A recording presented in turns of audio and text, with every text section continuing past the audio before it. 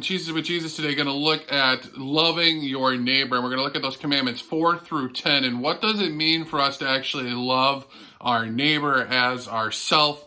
Specifically, when God gives us the commandments in Exodus chapter 20, how does he describe that to us? Today we're going to look at something, knowing that these commandments have been around for a really long time. We're going to take a look at an aged cheddar all the way from Ireland. So sometimes things seem really distant, whether that be physically from us in Ireland or whether that be through time as this has been aged. And this is a wonderful slice of a sharp cheese that'll really give us a bite. Kind of like God's word today is going to give us a bite as to what it is that we're supposed to be doing as Christians as we live out those lives that God has given us here on this earth. So we hear from Exodus chapter 20, verse 12, honor your father and mother so that it may go well with you and you will live long in the land that the Lord is giving you. So we see right here in Exodus chapter 20 that we are to honor our father and mother. The first authorities that God has placed in our lives when we're born, the first ones we see are father and mother, and we're to honor them, we're to love and respect them, we're to treat them with respect, and we're to obey them, serve them, and love them. And so as we look at this from the scriptures, we see that we are constantly living out life next to other people. And our parents are included as those other people.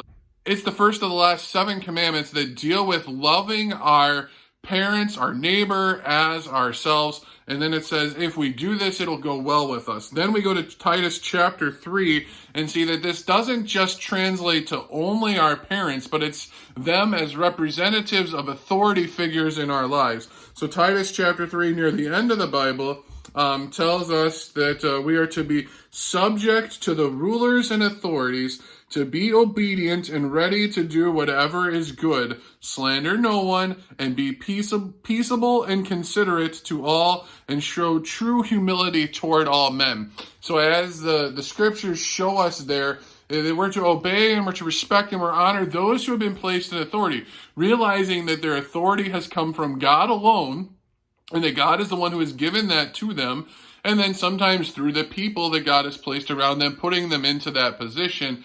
We realize that we are to do well to respect them and revere them and honor them. Now, if they go against God and they go against what God has instructed for us in particular parts of our lives, then we come into other passages where it says we must obey God rather than men.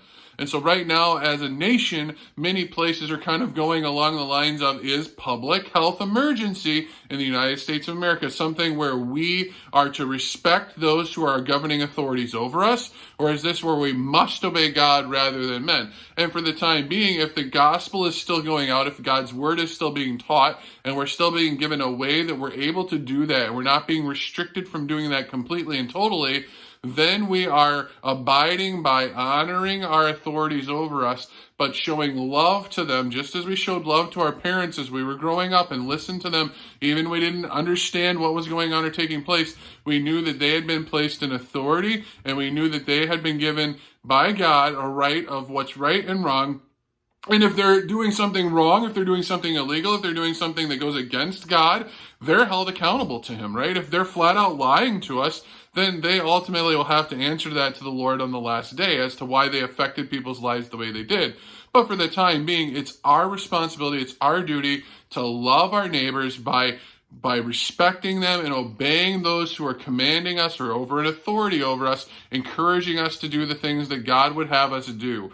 That being to keep one another safe, to encourage one another, to share God's word with one another. So we look for ways in which we can creatively do that in our lives. And hopefully nothing has changed for many of you in that regard, is that you're constantly looking for ways that you can honor those that God has placed in authority over you, and you can continue to respect and show love to those around you that God has given you, to share that gospel with them and give them the hope that we have, that it may go well with us and lead us to that life of everlastingness that God has planned in a land that is far greater than where we are now and far greater than we could ever imagine. We continue to strive forward, doing the things that God calls us to do for our neighbors.